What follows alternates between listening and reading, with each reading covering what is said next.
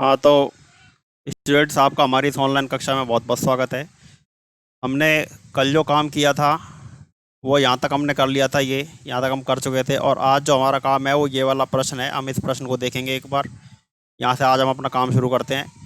और प्रश्न क्या है, देखिए, हमको प्रश्न हमारे पास है कि सिद्ध कीजिए कि दो आवेशों पर लगने वाला विद्युत बल परिमाण में समान तथा दिशा में विपरीत होता है। ठीक है। एक तो इस प्रश्न को हम ऐसे भी लिख सकते हैं। ठीक है। और इसी को हमारी बुक्स में क्या लिखा हुआ है कि कूलॉम के नियम का सदिश निरूपण, बुक्स में ये लिखा हुआ है। लेकिन अगर कभी ऐसा होता है, देखो एग्जाम में, कि आपके पास कूलॉम के नियम का सदिश निरूपण ना आए एग्जाम में, और एग्जाम में ये प्रश्न आ जाए कि सिद्ध कीजिए कि दो आवेशों पर लगने वाला विद्युत बल परिमाण में समान और दिशा में विपरीत होता है, तब भी इस प्रश्न का यही उत्तर होगा। ठीक है। अब हम एक बार देखते हैं इसको। देखो, हम इस प्रश्न का उत्तर कैसे प्राप्त करेंगे, या फिर आप ये मान लो कि बुक में आपका जो टॉपिक है कूलॉम के नियम का सदिश निरूपण, वो हम कैसे करते हैं। इसलिए हम अपने चलते हैं दूसरे पेज पर। आज डे है हमारा 10 कुल मिला के। देखिए, जो स्टूडेंट नए जुड़े हैं मैं उनको एक बात बता देता हूँ कि अभी हम क्या कर रहे हैं कि चैप्टर नंबर फर्स्ट जो है इलेक्ट्रिक फील्ड जो है, विद्युत क्षेत्र जो है, इसको हम पहले पढ़ चुके हैं। लॉकडाउन पीरियड में मैं पहले आपको पढ़ा चुका हूँ। लेकिन उस समय आपके पास पीडीएफ नोट्स नहीं थे, मैंने नहीं लिखवाए थे, केवल समझाया था। कुछ स्टूडेंट्स ने मुझसे ये कहा था कि सर पीडीएफ नोट्स भी अवेलेबल करा दो तो बहुत अच्छा रहेगा। इसके लिए मैंने पीडीएफ नोट्स अवेलेबल करवाए हैं और इस चैप्टर को हम जल्दी ही 2-3 दिन में समाप्त कर देते हैं। तो अब देखिए, आगे हम एक बार देख लेते हैं हमारा ये जो प्रश्न है वो क्या है। प्रश्न आपने देख लिया होगा, नहीं देखा तो आप पीछे पॉज करके आप देख लेना। और अब मैं आपको बता देता हूँ आगे, एक बार देखिए।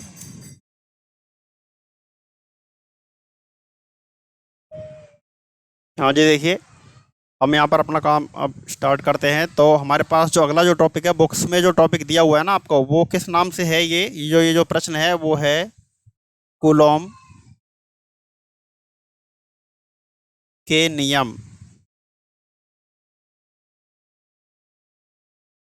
का सदिश निरूपण।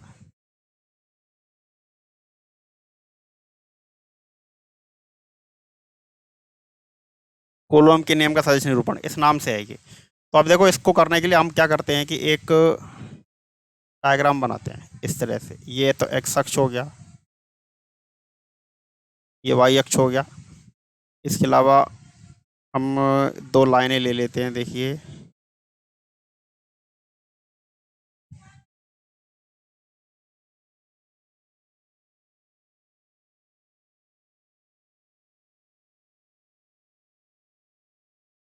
एक तो ये, और एक लाइन और ले लेते हैं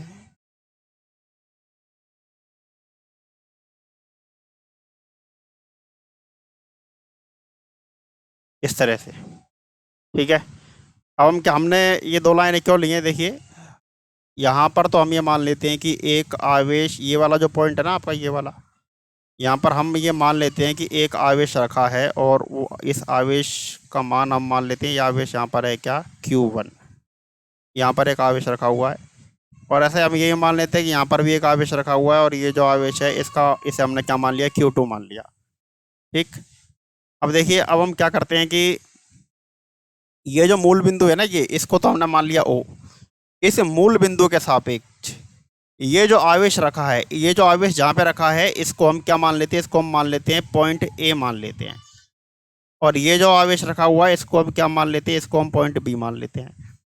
अब ओ से लेके ए तक का जो स्थिति सदिश है, इसको हम क्या मान लेते हैं, इसको हम मान लेते हैं R1, स्मॉल R1। ठीक है। और इस वाले स्थिति सदिश को हम क्या मान लेते हैं, ये मान लेते हैं हम R2। ये मान लिया हमने, वेक्टर R2 वेक्टर R1।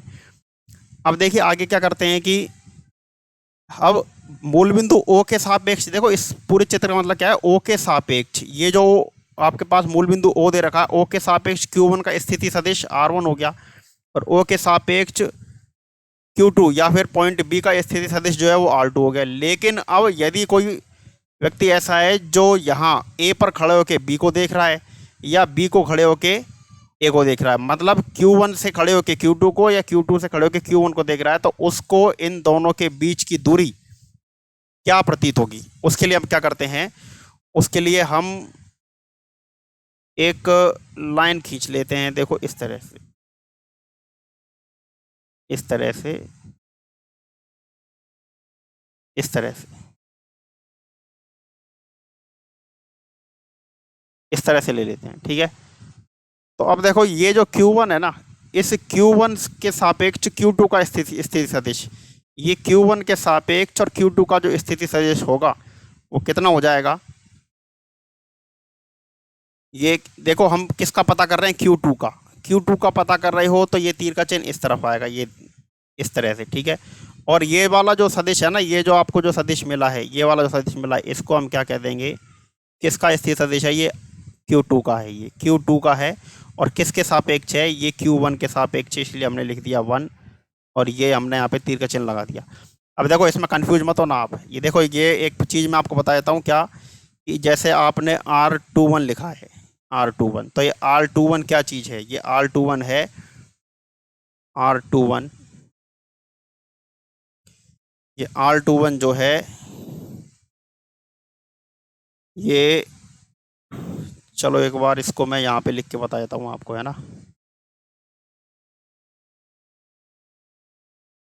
देखिए यहाँ पर देखो आप, Q1 का स्थिर सदिश मूल बिंदु के सापेक्ष, यहाँ पे लिख देता हूँ मैं, मूल बिंदु के सापेक्ष, मूल बिंदु के सापेक्ष Q1 का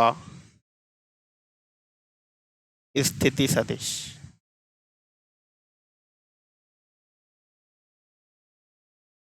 Q1 का स्थिति सदिश क्या है, वो तो वेक्टर R1 है, इस पर अच्छी बात है। और फिर मूल बिंदु के सापेक्ष Q2 का स्थिति सदिश, मूल बिंदु के सापेक्ष Q2 का स्थिति सदिश वो क्या हो जाएगा, वो हो जाएगा R2। लेकिन अब देखो Q1 के सापेक्ष Q2 का स्थिति सदिश, Q1 के सापेक्ष, इस चीज़ को समझ लेना है ना, पूरा आगे भी काम आएगा ये। Q1 के सापेक्ष Q2 का स्थिति सदिश, Q1 के सापेक्ष Q2 का स्थिति सदिश, देखो किसका है स्थिति सदिश, Q2 का है, ठीक है। स्थिति सदिश को R से प्रकट करते हैं, और किसका है, Q2 का है तो 2 पहले आएगा, और किसके सापेक्ष है, 1 के सापेक्ष है ना, तो ये 1 यहाँ पे आ जाएगा, ये लीजिए। इसी प्रकार से हम आगे क्या लिखते हैं, Q2 के सापेक्ष, Q2 के सापेक्ष Q1 का स्थिति सदिश, और ये अब देखो किसका स्थिति सदिश है, ये Q1 का है, तो पहले Q1 लिखोगे, और किसके सापेक्ष है, 2 के सापेक्ष है, तो ये 2 यहाँ पे लिखोगे, और ये ऊपर वेक्टर चिन्ह लगा दिया, ये लीजिए।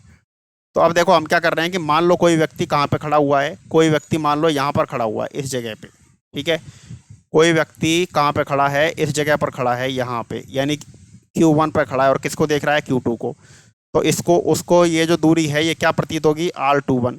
और अब यदि ऐसा होता है कि कोई व्यक्ति Q2 पर खड़ा है और Q1 को देख रहा है, तो उसको यही दूरी R12 प्रतीत हो जाएगी। अब देखो ये वाली दूरी अगर मान लो इस तीर के चिन्ह को आप इस तरफ ले लेते हो, तो यही जो दूरी होगी ना, ये वाली, ये क्या हो जाएगी, ये हो जाएगी R12, सॉरी, ये जो दूरी है ये हो जाएगी R12।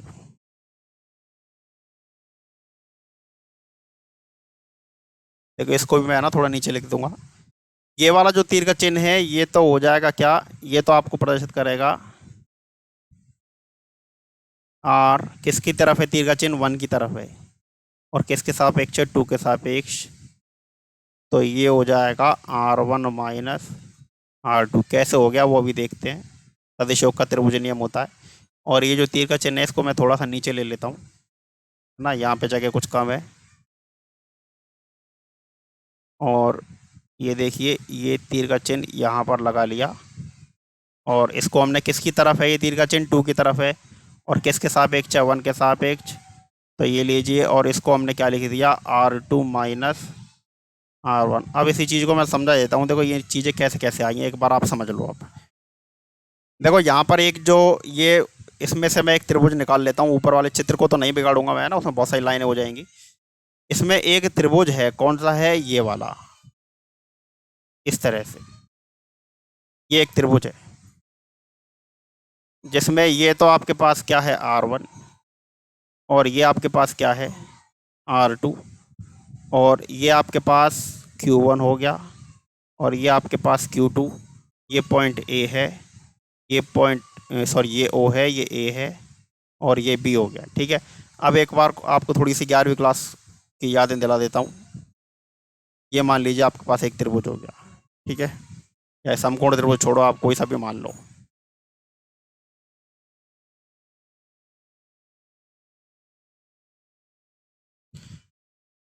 आप कैसा भी त्रिभुज मान लीजिए, देखिए एक बार, जैसे कि आप ये ले लीजिए, ये आपके पास एक त्रिभुज है,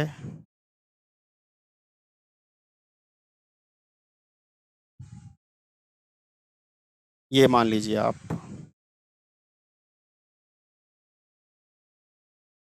इस तरह से। अब देखो, ये वाला बिंदु तो हो गया P, ये वाला बिंदु हो गया Q और ये वाला बिंदु क्या हो गया R। ठीक है, या फिर आप इनको ABC भी मान सकते हो। चलो मैं ABC मान लेता हूँ क्योंकि इनको आपने सदिश माना था। हाँ, तो हम इनको क्या मान लेते हैं,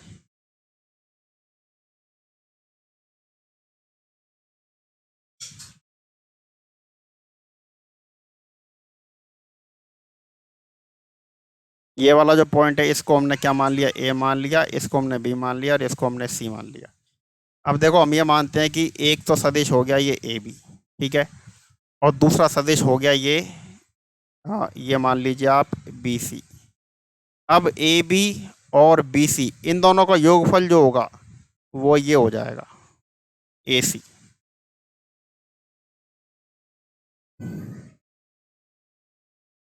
देखो दोबारा ये देख लो आप इसे पूरा एक बार, देखिए ये मान लीजिए आप, ये एक सदिश हो गया, ये एक सदिश क्या है AB, ठीक है, और दूसरा सदिश ये हो गया, ये हो गया B से लेके C तक। अब A से और C को यदि आप मिला दोगे तो ये जो सदिश होगा ये इन दोनों का योगफल हो जाएगा और इसको हम क्या कह देंगे, AC कह देंगे। ठीक है, अब इनको देखो, प्रदर्शित करने का जो तरीका है ना, वो PQR से प्रदर्शित करते हैं। मान लीजिए कि ये वाला सदिश तो है P, वेक्टर P, ये वाला जो सदिश है ये है वेक्टर Q, और ये वाला परिणामी सदिश जो है ये है वेक्टर R, ये वेक्टर R है। ठीक है, अब देखिए यहाँ पर हम क्या कहते हैं कि P से Q तक ये P प्लस Q बराबर क्या हो जाएगा, वेक्टर R, और P क्या है, ये A से लेके B तक है, तो हम क्या कह देंगे, वेक्टर AB, और Q को हमने क्या कह दिया, B से लेके C तक है, तो हमने कह दिया वेक्टर BC, और R क्या चीज़ है, ये हो जाएगा वेक्टर AC, ये वेक्टर AC। बस आपको ये वाली चीज़ ध्यान रखनी है ना, ये देखो A से B तक तीर के चिन्ह की दिशा में चलना है। ये तीर का चिन्ह इस तरफ लिया है ना हमने, ये देखिए ये वाला तीर का चिन्ह है, तो A से लेके B की तरफ, तो ये हो जाएगा AB, ये हो गया AB, नीचे देखो लिख रहा है ये AB। B से लेके C की तरफ, देखो यहाँ पे मैं दोबारा लिख देता हूँ, A से B की तरफ जा रहे हैं तो तब तो ये क्या हो जाएगा, वेक्टर AB। B से लेके C की तरफ जा रहे हैं तो ये हो जाएगा वेक्टर BC, और फिर A से लेके C की तरफ जा रहे हैं तो ये हो जाएगा वेक्टर AC। तीर का चिन्ह जिधर होता है उसी तरफ हमको चलना होता है। तो बस ये वाला जो त्रिभुज है इसी के आधार पे अब हम यहाँ पर आ जाते हैं अपने इस वाले त्रिभुज में। देखो O से चलना शुरू करते हैं, O से आप चलोगे, क्या है ये आपके पास O से आप कहीं पे भी चल लो। O से जैसे हम चलते हैं सबसे पहले A की तरफ, हम चले O से A की तरफ, क्योंकि तीर का चिन्ह जहाँ पर होता है हमें वहीं चलना होता है। देखो O से गए हम A की तरफ, इस डायरेक्शन में चल रहे हैं O से A, तो नीचे क्या लिख लिया हमने, वेक्टर OA, ये लिख लिया वेक्टर OA। फिर हम क्या करते हैं, फिर हम आते हैं A से B की तरफ आते हैं, ये तीर का चिन्ह, ठीक है। A से B की तरफ आओगे तो क्या आ जाएगा आपके पास आ जाएगा वेक्टर AB, ये लीजिए वेक्टर AB, सदिश चिन्ह लगा दिया। फिर देखिए B से C की तरफ नहीं आ रहे हैं, B से C की तरफ नहीं आ रहे हैं, O से B की तरफ आ रहे हैं, सॉरी ये B से O की तरफ नहीं आ रहे हैं, हम O से B की तरफ आ रहे हैं। यहाँ पर चलने की दिशा हमारी ये थी क्योंकि तीर का चिन्ह भी यहीं पर है, देखो ये रहा। लेकिन यहाँ तीर का चिन्ह देखिए ये रहा, तो हमारे चलने की दिशा अब ये हो जाएगी, मतलब हम O से और B की तरफ जाएंगे तो बराबर में लिख देंगे हम OB। जो अपोजिट तीर के चिन्ह होते हैं वो बराबर में आते हैं ना, ये हमने पढ़ा है ये। अब देखिए ये OA जो है ना, O से लेके A तक, इसको किससे प्रदर्शित कर रखा है हमने, वेक्टर R1 से, ठीक है। फिर ए से लेके बी तक, ए से लेके बी तक, देखो ए से बी, ये मैंने आपको बताया था, ये ए से बी तक जो है ना, इसको हम क्या कहते हैं, किसकी तरफ आ रहे हैं, ये टू की तरफ आ रहे हैं, तो इसको हम लिख दिया टू। और कहाँ से आ रहे हैं, वन से आ रहे हैं, तो हमने लिख दिया वन, आर टू वन। और यही क्या हो जाएगा, यही हो जाएगा vector r two minus vector r one. तो देखिए यहाँ पर ए बी को हमने क्या लिखा है, आर टू वन लिखा है हमने, आर टू वन। और ओ से लेके बी तक जो हमने लिखा है, ओ से बी तक, ये ओ से बी तक को क्या लिख रखा है हमने, आर टू लिख रखा है, ये लीजिए आर टू। अब देखिए आर टू वन को तो आप यहीं पर रखो, r two one, sorry r two one है ना,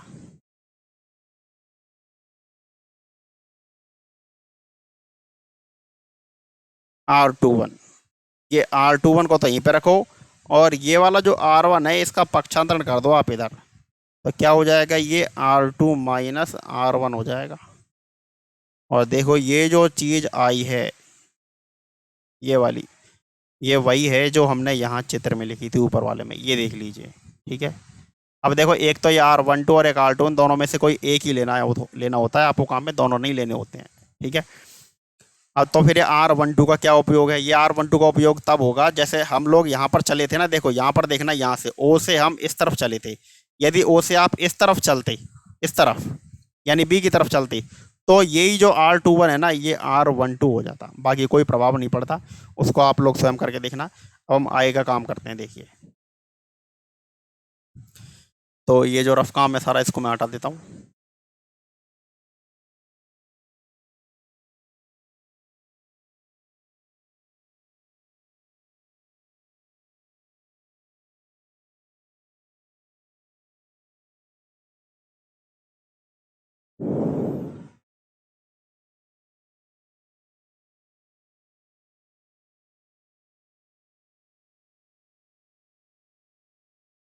ठीक है, अब यहाँ पर एक दो चीज़ जो काम की थी वो भी साथ में हट गई, जैसे ये Q1 के सापेक्ष Q2 का स्थिति सदिश, मैंने बताया था किसका स्थिति सदिश है, ये Q2 का है। ठीक है, Q2 का है,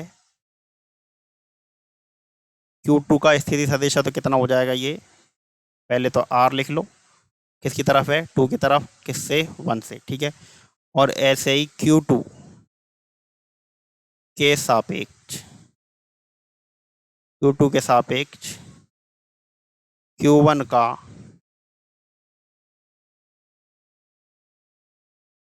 स्थिति सदिश बराबर क्या आ जाएगा ये, अब देखो किसकी तरफ जा रहे हैं, वन की तरफ, वन, और किसके सापेक्ष है, टू के सापेक्ष, तो ये लिख दिया टू, तो ये आ जाएगा। ठीक है, बाकी हमको इन दोनों की जरूरत नहीं पड़ेगी। अब जरूरत नहीं पड़ेगी तो ऊपर चित्र में से ही मैं हटा देता हूँ, नहीं तो आप बेवजह कन्फ्यूज हो जाओगे आप, वहाँ से भी मैं हटा दे रहा हूँ उसको।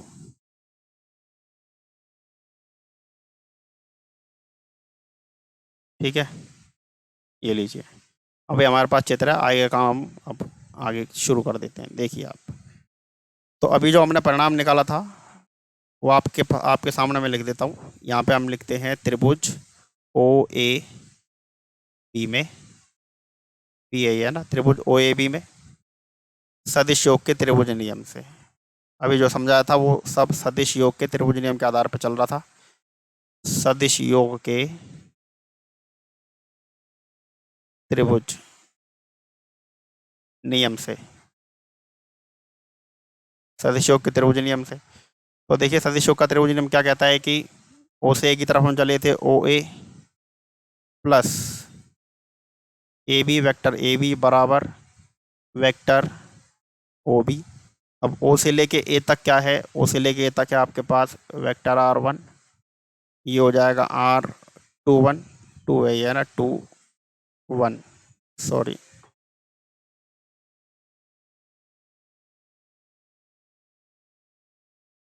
आर टू वन बराबर, और ये आपके पास क्या है, ये है आर टू, तो ये r two one, vector r two one बराबर क्या हो जाएगा, ये आपके पास हो जाएगा vector r two minus vector r one, ये आपके पास आ गया। इसको हम इक्वेशन नंबर 1 मान लेते हैं। ठीक है, अब हम चलते हैं आगे। अब देखिए हम बल का मान ज्ञात करते हैं किस किस तरह से। हमारा जो प्रश्न था वो एक बार देखो, मैं आपको थोड़ा प्रश्न रिमाइंड करा देता हूँ। ये देखिए, ये आपका प्रश्न है कि सिद्ध कीजिए कि दो आवेशों पर लगने वाला विद्युत बल परिमाण में समान और दिशा में विपरीत होता है। ठीक है, अब देखिए हम आगे जो हमारा काम है वो कर लेते हैं। देखिए, अब ये जो आपने त्रिभुज जो बनाया था ना, उसमें Q1 पर बल ज्ञात करते हैं और किसके कारण? Q2 के कारण। Q1 पर बल ज्ञात करते हैं हम Q2 के कारण। अब Q1 पर बल कितना आ जाएगा? देखो, Q1 पर बल, किस पर बल ज्ञात कर रहे हैं हम? 1 पर ज्ञात कर रहे हैं। किसके कारण ज्ञात कर रहे हैं? 2 के कारण। तो इसको हम लिख दिया F12 बराबर K Q1 Q2। अब देखिए किस पर बल ज्ञात किया जा रहा है? 1 पर बल ज्ञात कर रहे हैं और किसके कारण ज्ञात कर रहे हैं? 2 के कारण। तो यहाँ पर आ जाएगा ये R12। ठीक है, और यहाँ पर क्या आ जाएगा? यहाँ पर ये आ जाएगा R12 कैप। और इसी को हम लिख देंगे आगे, इसी को हम क्या लिख देते हैं? K Q1 Q2 अपॉन, ये यहाँ पे मॉड ले लेना। ठीक है, इस तरह से, और मॉड के ऊपर क्या? स्क्वायर R12, और ये स्क्वायर ऊपर लगा हुआ है। और ये जो इकाई सदिश जो है, इसको हम क्या लिख देते हैं? इसको हम लिख देते हैं सदिश। सदिश क्या है? 12 बटे सदिश का परिमाण, ये 12 का मॉड, इस तरह से।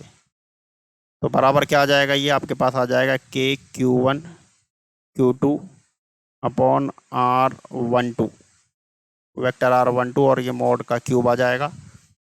और यहाँ पर क्या आ जाएगा आपके पास? ये आ जाएगा R12 वेक्टर। ठीक है, ये क्वेश्चन नंबर, चलो एक क्वेश्चन नंबर अभी हम इसको देंगे। एक काम और देख लेते हैं। हाँ, तो देखिए आगे चलते हैं। अब ये एक बार देखो, ये जो ऊपर समीकरण नंबर 1 जो लिखा हुआ है ना, ये वाला जो है, इसे हमने R21 निकाला था। इसी तरह से R12 अगर आप निकालते हो, ठीक है, तो ये क्या आ जाएगा? ये आ जाएगा vector R1 minus vector R2, ये आ जाएगा। और इसको हमने क्या ले लिया? समीकरण नंबर 2 ले लिया। अब देखो यहाँ पर ये R12 है ना, तो इस R12 की जगह हम क्या करते हैं? यहाँ से यानी समीकरण 2 से मान रख देंगे। तो इसी को जैसे आप आगे देखते हो, इसी को, है ना, तो क्या आ जाएगा आपके पास? मैं यहीं पर लिख देता हूँ इसको। इसको आप, यहाँ पर तो जगह है नहीं है ना, तो आप चलो नीचे लिख लो, यहाँ पर लिख देते हैं। तो क्या आ जाएगा? ये K Q1 Q2 upon vector R1 minus vector R2, ये मॉड हो गया और ये क्यूब हो गया। और यहाँ पर क्या आ जाएगा? ये vector R1 minus vector R2। इसके बाद में ये है ना, इसके बाद में ये लिख दिया हमने, और यहाँ पर किसका उपयोग किया हमने? समीकरण 2। इसके साथ में मैं लिख देता हूँ यहाँ पे समीकरण 2 के उपयोग से।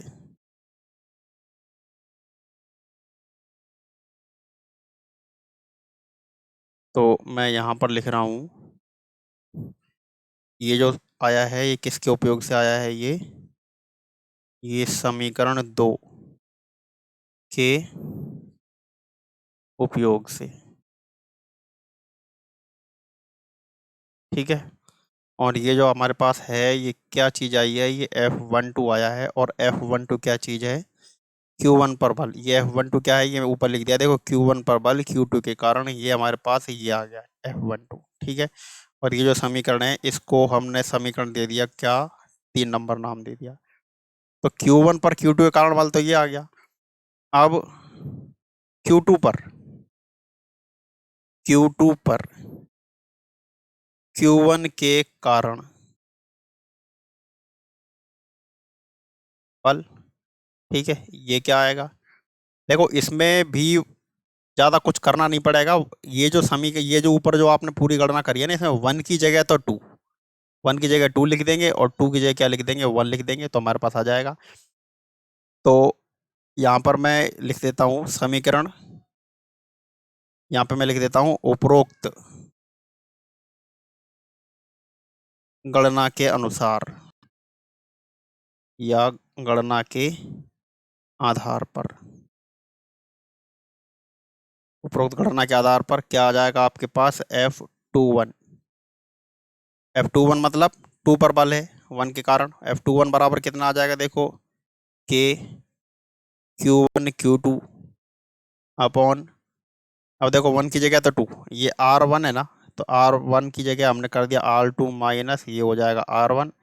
ये दोनों पर वेक्टर लगा दो, ये मॉड लग गया, ये क्यूब लग गया, और यहाँ पर क्या आ जाएगा, R2 माइनस R1, ये आ गया आपके पास। ठीक है, और ये समीकरण कौन सा हो गया आपके पास, समीकरण नंबर हो गया 4। अब देखो यहाँ पर है ना, आप लोग में तो बहुत से विद्यार्थी कहेंगे सर जैसे ये Q1 Q2 था तो यहाँ पे Q2 Q1 होना चाहिए, लेकिन ऐसा कुछ आप करके देख लो तब भी क्या होगा, ये तो अदिश राशि है, हमने क्या पढ़ा था, आवेश अदिश राशि, इसलिए इसको इधर लाओगे तो कोई फर्क नहीं पड़ने वाला, इसलिए जैसा है वैसे ही रहने दो, ज़्यादा हम छेड़खानी उसमें करते नहीं है।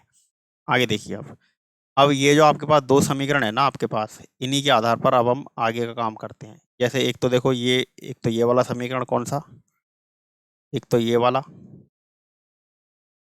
ठीक है, और एक ये, इन दोनों में क्या समानता है क्या असमानता है वो अब आप एक बार देखिए। थोड़ा सा नीचे आते हैं,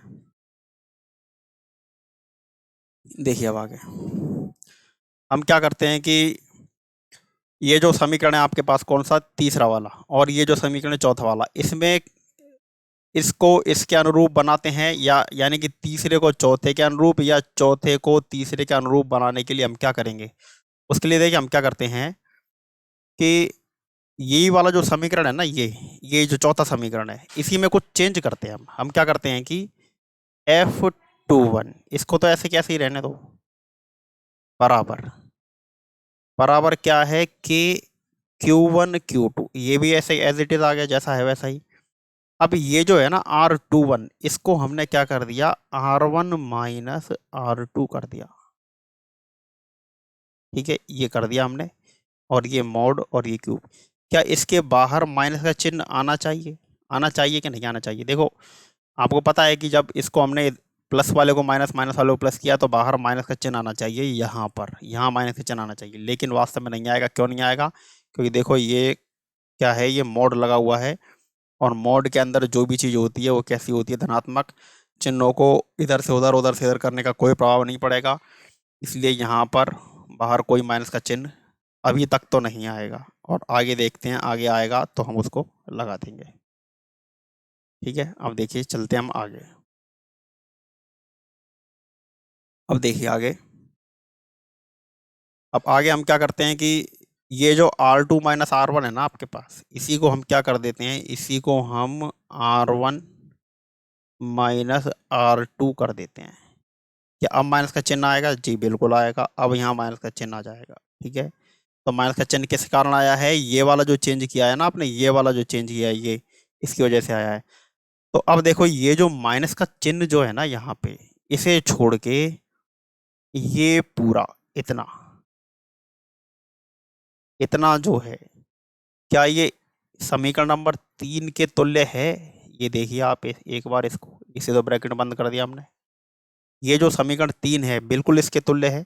यानी कि ये जो पूरा है ना, ये जो ब्लैक बॉक्स में आपने यहाँ पर ये जो बंद किया है ये वाला, इस पूरे की जगह हम समीकरण 3 के उपयोग से क्या लिख सकते हैं, यहाँ पे आगे क्या आ जाएगा, ये F, ये सिंपलाइज का साइन है, F21 vector F21 equal to, ये माइनस का चिन्ह, ये वाला माइनस का चिन्ह आ गया, ये वाला जो है ये माइनस का चिन्ह यहाँ आ गया, और इस पूरे, ये जो पूरा जो ब्लैक बॉक्स में जो है घेरा सा, इसकी जगह हमने क्या कर दिया, F12 कर दिया, और यहाँ पे हमने क्या लिख दिया, यहाँ पे हमने लिखा है समीकरण 3 के उपयोग से,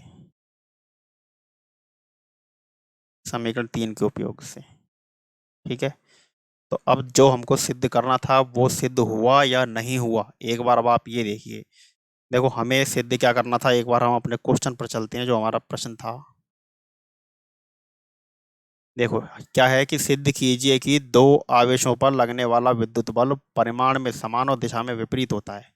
तो देखिए जी, ये अब सिद्ध हुआ है या नहीं हुआ, एक बार देख लेते हैं, आ जाइए। तो देखो दो आवेशों पर लगने वाला विद्युत बल, पहले आवेश पर दूसरे कारण कितना लग रहा है F12, और दूसरे आवेश पर पहले कारण कितना लग रहा है F21। तो ये दोनों बराबर हो गए। देखो ये जो समीकरण है ना अंत में जो आया है, ये इसको तो हमने डाल लिया 5, और ये वाला जो समीकरण जो बना है ना सबसे अंत में आपका, इसको आप डाल लो क्या, 6 नंबर डाल लो। ये है समीकरण नंबर 6। अब देखो ये जो समीकरण 6 है, समीकरण 6 से क्या क्या स्पष्ट हो रहा है, समीकरण नंबर 6 जो है उससे क्या क्या स्पष्ट हो रहा है कि दोनों बल बराबर हैं। और ये जो माइनस का चिन्ह जो है ना, ये क्या दर्शा रहा है, ये दर्शा रहा है कि ये दोनों बल परिमाण में समान और दिशा में विपरीत। ये माइनस चिन्ह दर्शा रहा है कि विपरीत हैं। अब देखो विपरीत हैं या नहीं, एक बार हम ऊपर अपने चित्र पर चलते हैं। ये देखिए, ये देखो, ये जो हमने जो दो बल लिए थे ना, ये वाले, ये जो बल हैं यहाँ पे मैं लिख देता हूँ। ये वाला तो बल है, कौन सा है, ये है F12 और ये है F21। तो दोनों विपरीत हुए कि नहीं हुए, देखो एक इधर लग रहा है एक इधर लग रहा है, ठीक है, दोनों बल विपरीत हैं, ठीक है, इस तरह से। तो यहाँ पर ये सिद्ध हो चुका है कि ये दोनों बल कैसे हैं, ये दोनों बल विपरीत हैं। तो जो आपसे प्रश्न में कहा गया था वो सिद्ध हो गया। अच्छा देखो, अब उस प्रश्न को हमने एक दूसरे प्रकार से भी लिखा था। उस प्रश्न को दूसरे प्रकार से हमने किस तरह से लिखा था, देखिए इसमें हमने लिखा था कूलोम के नियम का सदिश निरूपण। ये देखिए कूलोम के नियम का सदिश निरूपण। तो अब ये कूलोम का नियम जो है, क्या उसका सदिश निरूपण हमें प्राप्त हुआ है, ये बिल्कुल हो गया है। ये जो समीकरण नंबर 4 है, ये सारे के सारे कूलोम के नियम का सदिश निरूपण ही है। जैसे कि जैसे एक ये वाला जो है ये सदिश निरूपण है, ये भी सदिश निरूपण है, ये भी सदिश निरूपण है, और ये तो सदिश निरूपण है ही। तो इन सभी समीकरणों का अलग अलग जगह अपना अपना उपयोग है। तो आप इस बात को समझना कि सदिश निरूपण का कोई एक समीकरण नहीं है, ये सभी जितने समीकरण हैं सब सदिश निरूपण को ही दर्शा रहे हैं, ठीक है। अब इस पूरे को आपको नोट करना है, और नोट कैसे करना है, यहाँ पे तो कुछ समझ में आएगा नहीं, यहाँ तो कचरा हो चुका है ये। तो आ जाइए यहाँ पर, और देखिए आप इसको यहाँ से नोट कर लीजिए। ये देखिए, ठीक है, ये है यहाँ पे। आप स्क्रीन को वीडियो को पॉज कर देना, और यहाँ तक तो देख लीजिए, आप वीडियो पॉज करके इसको नोट करो, और इसके बाद में आप इसको यहाँ तक नोट कर लो, ठीक है। ये लो। अच्छा ये जो है ये पीछे नहीं लिखा था है ना, ये जो लिखा हुआ है ना, ये क्या लिख रहा है, ये जब मोड हटा दिया है हमने यहाँ से, ठीक है, ये जो मोड हटा दिया है ना, ये सॉरी मोड लगा दिया है हमने, ये जो मोड लगे हुए हैं, ये जो मोड लगे हुए हैं, ये बलों के परिमाण को प्रदर्शित कर रहे हैं, परिमाण में समान। और ये जो पांचवा तो क्या प्रदर्शित कर रहा है, परिमाण में समान, और चौथा प्रदर्शित कर रहा है दिशा में विपरीत, ठीक है। तो अब आप इसको नोट कर लीजिए, यहाँ तक नोट कर लीजिए। ये जो यहाँ तक मैं ये लाइन खींच देता हूँ, यहाँ तक आप नोट कर लेना, वीडियो को पॉज कर दो ऊपर से, और आप इसको नोट कर लीजिए। और अब हम चलते हैं आगे। देखिए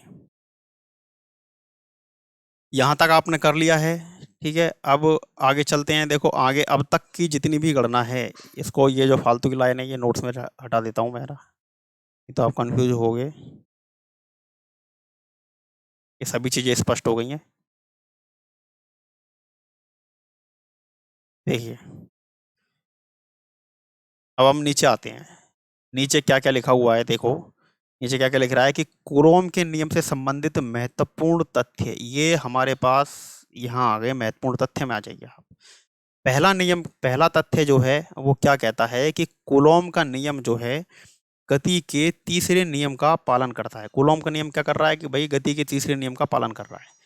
कैसे कर रहा है, देखो गति का तीसरा नियम आपने पढ़ा होगा। गति के 3 नियम होते हैं, जिसमें से पहला तो होता है जड़त्व का नियम होता है। जड़त्व का नियम, वस्तु गतिमान है तो गतिमान रहेगी, स्थिर है तो स्थिर रहेगी।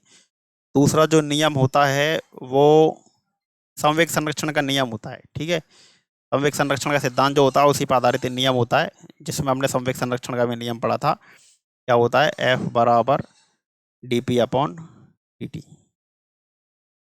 ये वाला नियम होता है। और तीसरा जो था वो हमने पढ़ा था कि F1 पहली वस्तु द्वारा दूसरे पर लगा, पहली वस्तु और दूसरी वस्तु पर लगा जो बल होता है वो परिमाण में समान और दिशा में क्या होता है, विपरीत होता है, 2-1, ये माइनस चिन्ह। तो देखो ये जो तीसरा नियम है, क्या ये इसके समान है या नहीं है, अभी जो हमने पढ़ा था ये रहा। इसलिए हमने क्या कहा है कि कूलॉम का नियम गति के तीसरे नियम का पालन करता है, ये हो गया।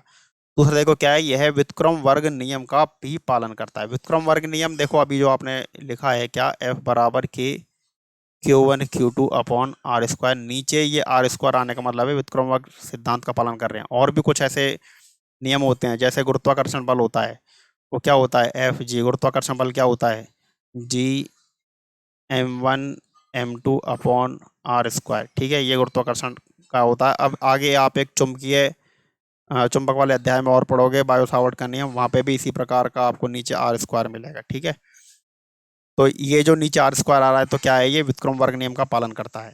फिर क्या है कि यह बल, अगला देखो, यह बल 10⁻⁻15 मीटर, 10⁻⁻15 मीटर को क्या कहते हैं, एक फर्मी से कुछ किलोमीटर की दूरी तक लागू होता है। ऐसा नहीं है कि अनंत दूरी तक लागू हुआ, ऐसा नहीं होता है। बहुत, ये कुछ किलोमीटर भी क्या है कि ये भी बहुत कोई विशेष केस होगा तभी लागू होता है। बस आप याद ध्यान रखना कि 10⁻⁻15 मीटर यानी परमाणु के अंदर अंदर ही रहता है, ये नाभिक के अंदर रहता है, परमाणु के भी अंदर नहीं है, नाभिक के अंदर ही रहता है। इलेक्ट्रॉन, सॉरी, प्रोटॉन प्रोटॉन के मध्य है, प्रोटॉन न्यूट्रॉन के मध्य है, और न्यूट्रॉन न्यूट्रॉन के मध्य है। कुछ बल लगते हैं जिसमें से प्रोटॉन प्रोटॉन के मध्य ये बल लगता है। इसके अलावा इलेक्ट्रॉन और नाभिक के बीच में जो बल लगता है वो भी यही बल होता है। ठीक है, आगे देखिए, चौथा क्या है कि स्थिर विद्युत्की में कूलॉम के नियम का वही महत्व है जो गुरुत्वीय भौतिकी में गुरुत्वाकर्षण के नियम का है। ये मैंने अभी आपको दोनों नियमों के बारे में बता दिया था। ठीक है, यानी कि जो इलेक्ट्रोस्टैटिक है उसमें कूलॉम के नियम का इंपॉर्टेंस वही होता है जो मैकेनिक्स में किसका होता है, गुरुत्वाकर्षण के नियम का होता है। ठीक है, आगे देखते हैं। देखिए आगे, अब आपके पास है एक अगला टॉपिक आपके पास आ रहा है, क्या, परावैद्युतांक। ठीक है, ये जो है वो आपके पास क्या है, अगला परावैद्युतांक। परावैद्युतांक को हम आपेक्षिक गतिशीलता भी कह देते हैं। क्या कह देते हैं, आपेक्षिक गतिशीलता भी कहते हैं, और भी कुछ नाम आपको बुक से मिल जाएंगे इसके। अब देखो, होती क्या चीज है, एक बार मैं ये पढ़ के बता रहा हूँ आपको। क्या, माध्यम की उपस्थिति में दो आवेशों के मध्य लगने वाला बल वायु या निर्वात की तुलना में जितने गुना कम प्राप्त होता है, वह माध्यम का परावैद्युतांक या आपेक्षिक विद्युतशीलता होती है। अब देखो, इसको मैं यहाँ समझाता हूँ आपको, इसको बहुत अच्छी तरह समझ लेना। नीचे लिखा है उसको तो आप, इस पूरे को तो बाद में देखना, आप पहले यहाँ पर आ जाइए। ठीक है, जैसे देखो, मान लो कि दो आवेश रखे हुए हैं, एक ये Q1 है, ये Q2 है। ये पहले कहाँ पे रखे हुए हैं, पहले ये दोनों निर्वात या वायु में रखे हुए हैं। ठीक है, कहाँ पे, हमने मान लिया निर्वात में या वायु में रखे हुए हैं। और इन दोनों के बीच में जो बल लग रहा है, वो हमने मान लिया, इन दोनों के बीच में जो बल लग रहा है वो कितना, F1 मान लिया, या F वायु या निर्वात, कुछ भी मान लो आप, वायु या निर्वात,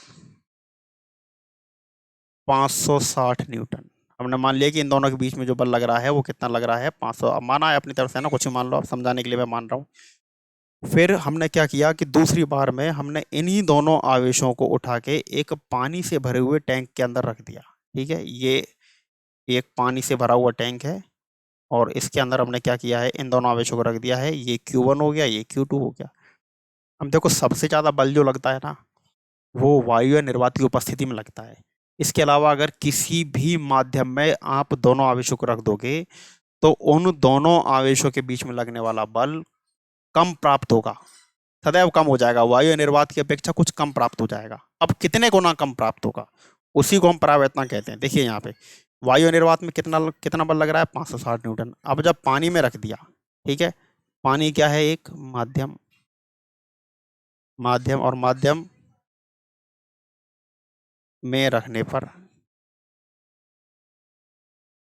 पर कितने गुना प्राप्त हो जाता है, ये मैं आपको बता देता हूँ प्रयोगों के आधार पे। एफ, दोनों के बीच में लगने वाला बल किस में, पानी में कितना प्राप्त हो जाएगा, ये आपको प्राप्त होता है 7 न्यूटन। कितना प्राप्त होता है, 7 न्यूटन। ठीक है, तो अब देखो, इसको तो हमने समीकरण नंबर 1 ले लिया, इसको हमने समीकरण नंबर 2 ले लिया। तो अब पानी की तुलना में कितने गुना कम प्राप्त हुआ है, ठीक है, सॉरी, वायु की तुलना में पानी में कितने गुना कम प्राप्त हुआ है। देखो, पहले कितना प्राप्त हो रहा था, 560, और अब कितना प्राप्त हो रहा है, 7। 7 से काट दो, 7 और 2 56, और ये 0, तो 80, यानी कि 80 गुना कम हो गया। ये 80 गुना कम हो गया। तो ये जो 80 है ना, अभी हमने क्या पढ़ा था, देखो इस परिभाषा में आ जाइए आप।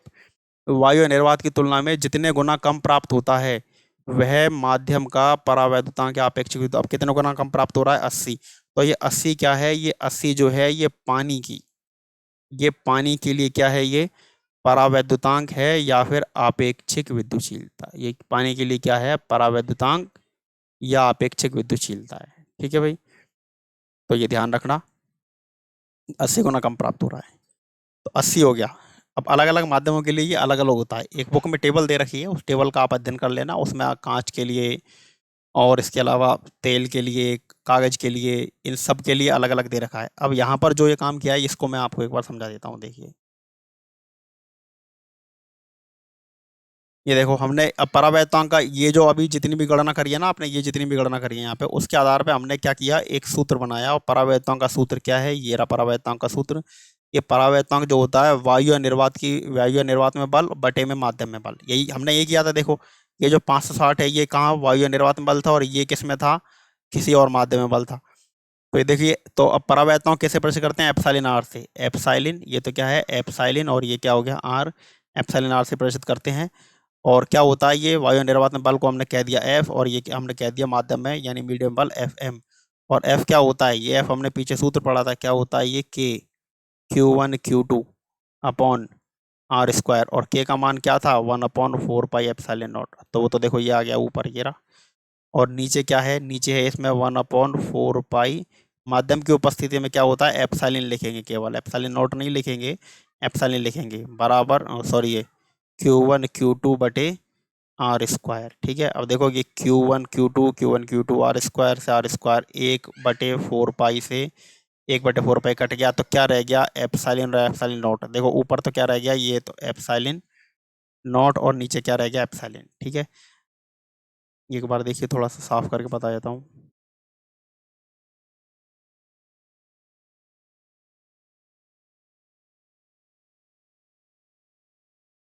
देखिए यहाँ पर क्या क्या बचा है आपके पास, ये सब कुछ कट गया था। ऊपर तो क्या बचा है 1/एप्सिलॉन नॉट, और नीचे क्या बचा है 1/एप्सिलॉन। इसको पलट दोगे तो क्या आ जाएगा 1/एप्सिलॉन नॉट इंटू एप्सिलॉन अपॉन 1। तो क्या बच गया ये देखो, ये एप्सिलॉन अपॉन एप्सिलॉन नॉट बचा है, ये रहा। और यहाँ पे हम क्या लेके चले थे एप्सिलॉन आर। तो ये एक बहुत महत्वपूर्ण संबंध बना है, ये दोनों बहुत ही इंपॉर्टेंट फॉर्मूला है, ये ध्यान रखना, ये आपके बहुत काम आएगा। इन सब चीज़ों को यहाँ पे समझा दिया है। एप्सिलॉन क्या चीज़ है, एप्सिलॉन है माध्यम की निरपेक्ष विद्युतशीलता, एप्सिलॉन आर है माध्यम की आपेक्षिक विद्युतशीलता या परावैद्युतांक, जो हमारी हेडिंग है। एप्सिलॉन नॉट तो पता ही है आपको, निर्वात की विद्युतशीलता है। ठीक है, निर्वात की विद्युतशीलता या विद्युत पारगम्यता, ये जो साइड में लिखा हुआ है विद्युत पारगम्यता है ये। ठीक है भाई, अब देखिए आगे।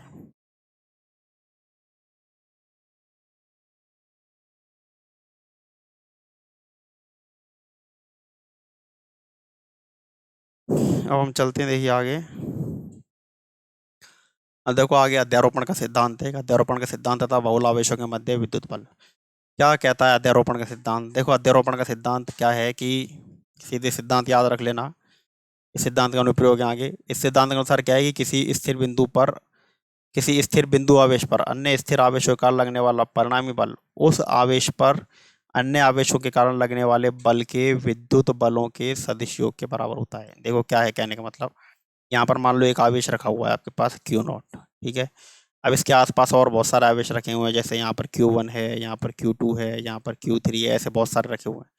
तो इसके कारण इस पर कुछ ना कुछ बल लगेगा, तो F02, ऐसे इसके कारण इस पर बल लगेगा, तो ये क्या आ जाएगा F01। और इसके कारण इस पर बल लगेगा, ऐसे ये क्या आ जाएगा F03। देखो जिस पर बल लगता है वो पहले थे, तो जीरो पे बल लग रहा है तो सब में जीरो हमने पहले लिया है। अब ये जो बीच वाला जो आवेश है ना, इस पर कुल मिला के बल कितना हो जाएगा, इस पर कुल कितना बल हो जाएगा, जितने भी बल है ना इन सबका सदिश योग कर दो। F01 plus F02 plus F03, और आगे जितने आवेश हैं चलता चला जाएगा। और इसको हम, ये किस पर बल है Q0 पे, तो आपने इसको F0 कह दिया। ये लीजिए, इस प्रकार से ये हो गया। ठीक है, तो ये आपके पास देखिए ये रहा सूत्र, और ये आपके पास चित्र है, ये सभी कुछ बताया गया है इसमें। ठीक है, अच्छा एक बात और है, वो भी बताता हूँ। जैसे मान लो कि आपने, ये आपके पास Q0 था, ये आपके पास Q2, ये यहाँ पे Q1। तो ये Q2 और Q0 के बीच में जो बल लग रहा है ना, कि हमने क्या कहा है उसको, हमने उसको कह दिया है F02। इस बल पर इन दोनों के मध्य जो बल लग रहा है, यानी कि कौन सा F0, हाँ ये 1 है, सॉरी 1। F01। मतलब इस वाले बल पर कोई प्रभाव नहीं पड़ेगा, इसलिए देखो नीचे लाइन लिखी है, किन्हीं दो आवेशों के मध्य लगने वाला बल, विद्युत बल, अन्य आवेशों की उपस्थिति से प्रभावित नहीं होता है। ठीक है, ये काम की चीज़ें हैं, बहुत अच्छे अच्छे क्वेश्चन बनते हैं, इन पर भी देखने में आपको छोटे लग रहे होंगे। ठीक है, ये मैंने सारी गणना कर रखी है इसमें, है ना, आप इसका कोई बहुत ज़्यादा महत्व तो नहीं है, बस आपको ये ध्यान रखना है। ठीक है, ये कोई ऐसी बात नहीं है जो आपसे पूछी जाए। अब आगे कुछ उदाहरण है ये। अब देखिए, आज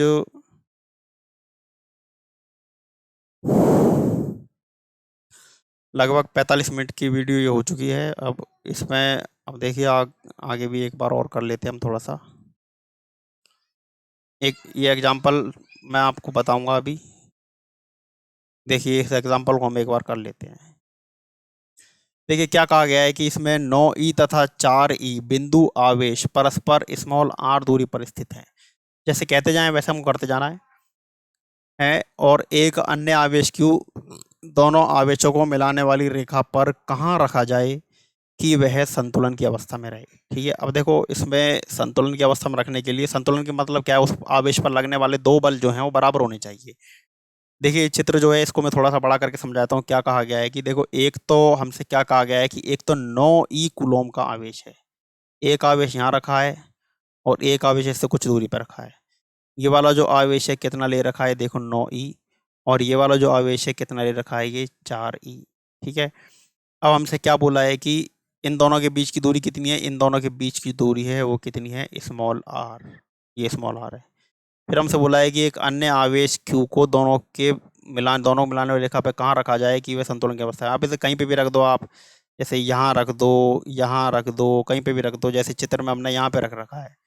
ठीक है, तो यहाँ पर हमने मान लिया कि ये क्यू आवेश रखा हुआ है। अब ये पूरी यहाँ से लेके यहाँ तक की दूरी तो आर है, और यहाँ से लेके यहाँ तक की दूरी को हमने क्या मान लिया है, हमने मान लिया एक्स। तो ये शेष दूरी कितनी हो जाएगी, स्पष्ट सी बात है, ये आर माइनस एक्स रह जाएगी। ठीक है, ये आर माइनस एक्स रह जाएगी। तो अब इसको जब आप सॉल्व करोगे तो पहले तो क्या है कि अब देखो, ये वाला आवेश जो है ना, ये वाला, ये संतुलन में कब रहेगा, जब इन दोनों के बीच में लगने वाला बल और इन दोनों के बीच में लगने वाला बल क्या हो जाए, बराबर हो जाए। तो हम क्या करते हैं कि सबसे पहले तो हम ज्ञात करेंगे किस किस पे बल, 9e और 4e के मध्य, यानी कि इन दोनों के मध्य लगने वाला, यानी ये वाला जो बल है ना, क्या आ जाएगा, ये F1 ले लो आप इसको। F1 बराबर देखो क्या आ जाएगा, K, Q1 Q2। तो क्या है ये, Q1 तो है 9e, और दूसरा क्या है Q1 Q2 upon r square, और आर यानी दोनों बीच की दूरी एक्स स्क्वायर। और ये F2 जो है कितना आ जाएगा, ये आ जाएगा K। और यहाँ पर Q1 क्या है, कुछ किसी को भी मान लो आप Q1, उससे कोई फर्क नहीं पड़ने वाला नहीं है। ठीक है, जैसे हमने ले लिया Q, और ये हो जाएगा 4e बटे में आर माइनस एक्स का होल स्क्वायर, ये हो गया। ठीक है, अब यहाँ पे तो अलग अलग लिख रखा है हमने, ना यहाँ पे ले रखा है ये F1 F2 भी नहीं लिया है, F और F डैश ले रखा है। अब देखो संतुलन की अवस्था में क्या लिखा है कि दोनों बल बराबर होने चाहिए। तो F1 बराबर क्या होना चाहिए, F2 होना चाहिए। तो K 9e Q upon x square बराबर क्या आ जाएगा, Q इंटू 4e बटे आर माइनस एक्स का होल स्क्वायर। अब देखो Q से Q, K से K, स्मॉल ई से स्मॉल ई कट जाएंगे, और कितना बचेगा, ये बचेगा 9/x स्क्वायर बराबर 4/r माइनस एक्स का होल स्क्वायर। दोनों तरफ वर्गमूल ले लो, वर्गमूल ले लोगे तो कितना आ जाएगा, 3/x, सॉरी x,